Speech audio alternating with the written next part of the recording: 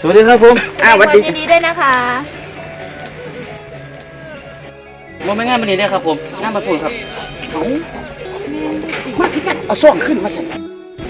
บ้านคุณมาผิดงานตัวนี้เว้ยคือจะเห็นกินเหล้ากันเนาะเฮ้ยปวดขี้เมาเฮ้ยคือจะบ้านคุณเฮ้ยคือจะกินเหล้ากัน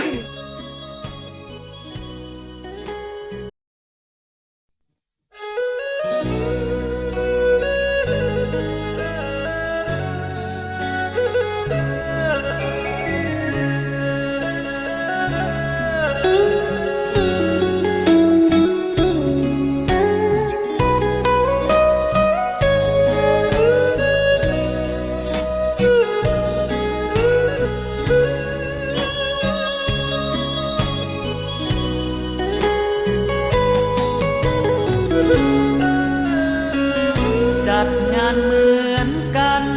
แต่บ้านน้องเป็นงานแต่งบ้านอายเป็นงานเมาแห้งกินสอดแจ้งตั้งแต่หูข่าวว่าเขาแต่งน้องไทยลูกที่สองแจกคุมบ้านเขาคนสาสมกันโลเจ้าสมควรต้องเศร้าคืออายโห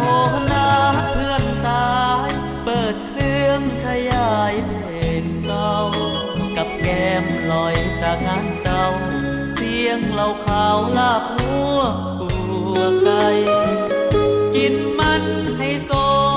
หักเจ้ามาแต่น้อยจนใหญ่สุดท้ายบักคนผู้หายมันกับไล่งอสละบ้านน้องหัวลายบ้านอายก็เมาสุดขอโทษถ้าเมาแล้วหลุดดีกรีกระชูดพูดบอกเข้าหูหรืออาจเสียงดังรบกวนแขกเบาสาวชมพูมืออื่นสวงเป็นคนหูอายสิบ่อยู่ให้เห็นดอกสาวโชคดีมีชัยขอให้อยู่ดีมีแฮสีโชคดีวันแต่งให้ฮักแพงจนแก่จนเฒ่าส่วนอายคนนี้ขอถ่ายรูปไว้ในทุกเรื่องราวว่าครั้งตำบลเรามีบ้านอายเมาบ้านเจ้ากินดอก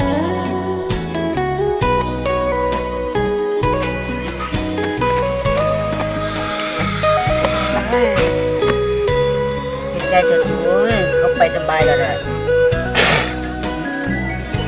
ไอ้บ้าเขายังไม่ตายขอบใจละลายโมที่มาในงานเมาแห้งเขา บ้านน้องหัวลายบ้านอายก็เมาสุดขอโทษถ้าเมาแล้วหลุดดีกรีกระชูดพูดบอกเข้าหูหรืออาจเสียงดังรบกวนแข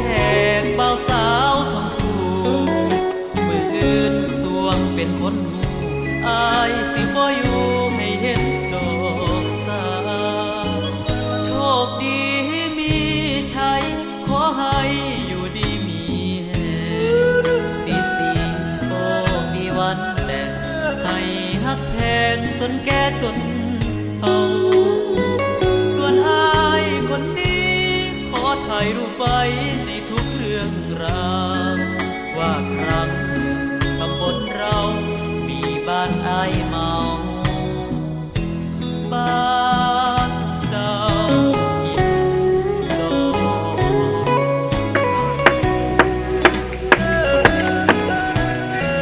แม่ผมเสียเวลาแม่กรุงเทพครับแม่ ไปดีแบบว่าทั้งหมด ครับผมโดนอยู่กับคนเจ็บปวดไปแล้วครับแม่ จ้ะ